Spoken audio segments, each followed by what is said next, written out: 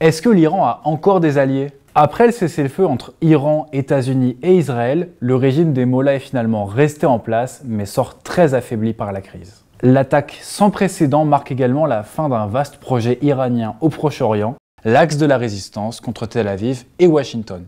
L'Iran a investi d'immenses ressources pendant des années pour développer ce réseau d'alliés composé principalement de groupes rebelles et des minorités de confession chiite. Avant le 7 octobre 2023, on trouve parmi eux la Syrie de Bachar el-Assad, les rebelles Houthis au Yémen, des milices en Irak, le Hezbollah au Liban, et enfin le Hamas, un groupe islamiste qui contrôle la bande de Gaza.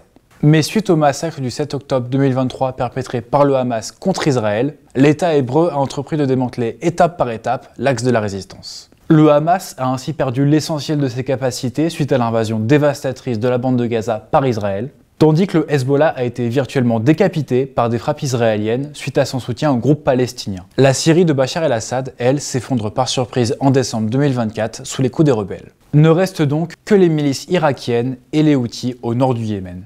Mais ces derniers ont signé en mai 2025 un cessez-le-feu avec les États-Unis, mettant fin à leurs frappes contre des cibles maritimes en mer Rouge. Les milices irakiennes, elles, n'ont pour l'instant pas aidé leur allié iranien, probablement par peur de représailles américaines et israéliennes. La République islamique d'Iran, très affaiblie, est donc plus isolée que jamais. Ses autres partenaires, comme la Chine et la Russie, n'ont pour l'instant fourni aucune assistance concrète au régime.